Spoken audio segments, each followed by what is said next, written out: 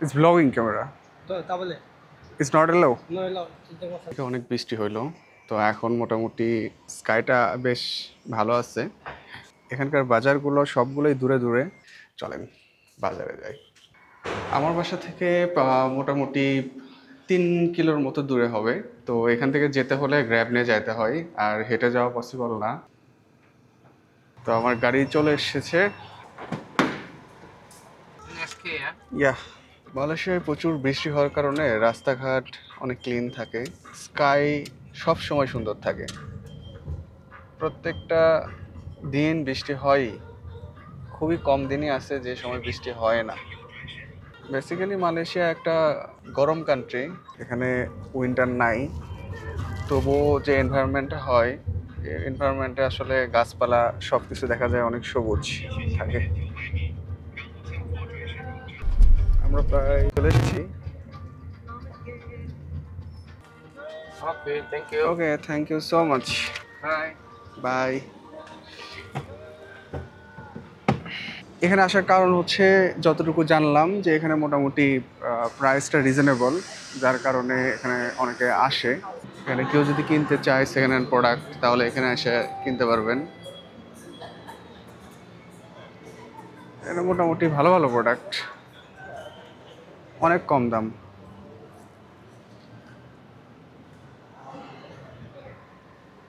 এখানে আপনারা দেখে শুনে যার যেটা লাগে সেটা নিয়ে যেতে পারবেন। ভালোই, খারাপ না। It's blogging camera. তাহলে ইটস নট এলাও। এই নইলে ভাইয়াটা চিন্তা এখানে করছেন বসেছিল। উনি ক্যামেরা ওকে ওকে দেখে ওকে, নো আমাকে প্রবলেম। ক্যামেরাটা রেখে দিতে বলল। ভিডিও করতে নাকি এখানে অ্যালাউ না। তো আমি ঢুকে পড়লাম। এখানে মাংস দেখলাম। মাংসগুলো বেশ তাজা মনে হইলো। আর অন্যান্য যে আইটেমগুলো আছে এগুলো তাজাই মনে হলো। এখানে লাইভ ফিশের একটা কম্পার্টমেন্ট দেখলাম, যে লাইভ ফিশ এখানে চাইলে। এর মাছটার নাম আমি জানি না। আ হয়তো ভালোই হবে।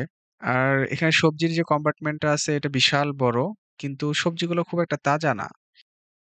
এখানে চিংড়ি মাছ থেকে শুরু করে সবকিছু রেখে দেওয়া হয়েছে বরফের মধ্যে। জানি না এগুলোর কোয়ালিটি আসলে কেমন। আ আমি অত ভালো বুঝিও না। মাংসের অনেকগুলো কম্পার্টমেন্ট আছে। আ আমি দেখলাম যে ২-৩ টা কম্পার্টমেন্ট আছে ফ্রোজেন আ মাংসের জন্য। তো এখানে কিছু আ মাংস দেখলাম, এটা সম্ভবত মহিষের মাংস। আ যতটুকু পড়ে বুঝলাম, ট্রান্সলেট করে বুঝলাম। আর তাজা মাংসের মতো মনে হইলো কিছু মাংস। আর এগুলো হচ্ছে সার্ডিন মাছ, ম্যাকারেল মাছ। তো এগুলো আমি বিড়ালের জন্য কিনবো কিছু। আর টুনা মাছ কিনবো। এগুলো হচ্ছে বেবি স্কুইড। আর এগুলো হচ্ছে টুনা মাছ। এই টুনা মাছগুলো একটা বড় একটা টুনা মাছ নিলাম আ বিড়ালের জন্য। আমি টুনা মাছের গন্ধটা সহ্য করতে পারি না। তবে অনেকের অনেক পছন্দ। টুনা মাছ ওয়ার্লড ওয়াইড সবাই কনজিউম করে। টুনা মাছটা অনেক ভালো নাকি। বাট আমি খাইতাম, কিন্তু বেশি একটা ভালো লাগে না। তো যাই হোক, আমি কিছু রুই মাছ নিলাম। রুই মাছ নিয়ে আ এটা হচ্ছে আমাদের একটা বাংলাদেশী ভাই, উনাকে দিলাম কাটার জন্য। উনি কেটে দিচ্ছেন। উনাকে আমি বললাম যে, "ভাই, এখানে ভিডিও করা অ্যালাও না। আমি কি আপনার মাছ কাটার একটা ভিডিও নিতে পারি?"